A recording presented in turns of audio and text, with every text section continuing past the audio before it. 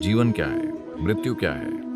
मैं चाहता हूं कि आप अपने सवाल को थोड़ी गहराई से समझें और देखें कि आप क्या पूछ रहे हैं। आप पूछ रहे हैं, मेरे जीवन की प्रकृति क्या है कि नहीं? जब आप पूछते हैं मृत्यु क्या है, मैं कहाँ जाऊंगा, तो आपका प्रश्न है कि इसकी प्रकृति क्या है, इस शरीर के बाद क्या होगा।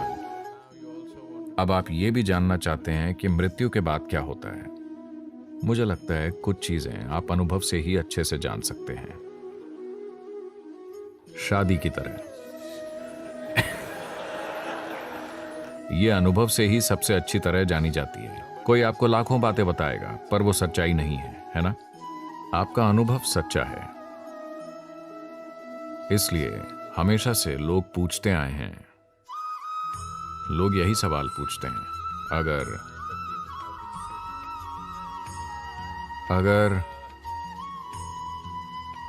आपको कोई ऐसा मिलता है जो एक गुरु है,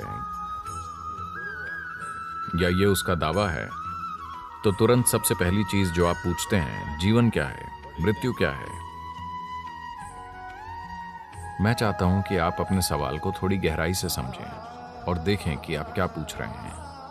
आप पूछ रहे हैं, मेरे जीवन की प्रकृति क्या है कि नहीं? जब आप पूछते हैं मृत्यु क्या है, मैं कहां जाऊंगा, तो आपका प्रश्न है कि इसकी प्रकृति क्या है, इस शरीर के बाद क्या होगा। तो आप पूछ रहे हैं, मैं कौन हूं? मैं पूछता हूं, आप मुझसे क्यों पूछ रहे हैं?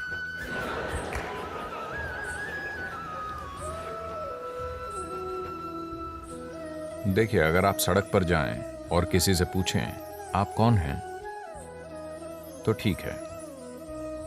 अगर आप सड़क पर जाकर किसी से पूछते हैं मैं कौन हूं, तो आप तुरंत गिरफ्तार हो जाएंगे।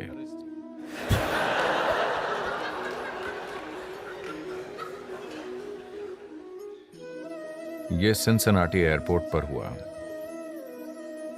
लोग चेक इन काउंटर पर चेक इन करने के लिए कतार में खड़े थे। एक आदमी आया और पूरी लाइन पार करते हुए सीधा काउंटर के पीछे खड़ी महिला के पास जा पहुंचा और उसने कहा, सर कृपया जाकर लाइन में खड़े हो जाइए, सभी लाइन में हैं।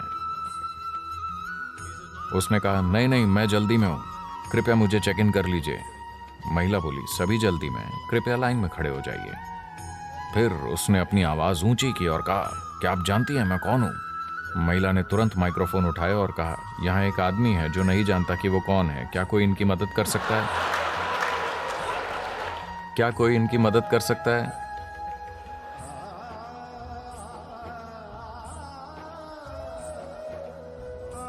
आप अभी जीवित हैं।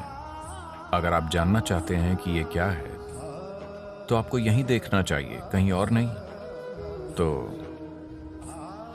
बदकिस्मती से आप मेरे साथ हैं। अगर आप सही तरह के आध्यात्मिक लोगों के साथ होते, तो उन्होंने तुरंत आपसे कहा होता, आप आत्मन हैं, आप हर जगह व्याप्त हैं, आप सदा हैं, आप ये हैं, आप ईश्वर का रूप हैं। आप मुझसे ये बकवास सुनना चाहते हैं?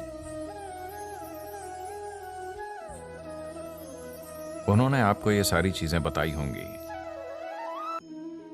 अब ये मत सोचिए कि मैं आपको भ्रमित कर रहा हूं, क्योंकि मुझे ये कोशिश करने की जरूरत नहीं है। आप पहले से ही भ्रमित हैं। क्या मुझे उस दिशा में कोई कोशिश करने की जरूरत है? मुझे कोशिश करने की जरूरत नहीं है। आप पूरी तरह भ्रमित हैं, है ना? पर भ्रम में होना एक बेहतर अवस्था है, बजाय मूर्खतापूर्ण निष्कर्षों के। हाँ, बेवकूफी भरे निष्कर्ष निकालने के बजाय भ्रमित होना एक बेहतर अवस्था है। निष्कर्ष मतलब मृत्यु, भ्रम मतलब अभी एक संभावना है। हाँ या ना? भ्रम का अर्थ है अब भी संभावना है, आप अब भी खोज रहे हैं। निष्कर्ष मृत्यु है, आप खत्म हो गए, आपका मामला खत्म, मैं आत्मन हूं, आपकी कहानी खत्म। तो मृत्यु में क्या होता है, हमें कुछ समय में पता चल जाएगा। इस समय अभी क्या हो रहा है? अगर आप एक केला खाते हैं, तो केला इंसान बन जाता है।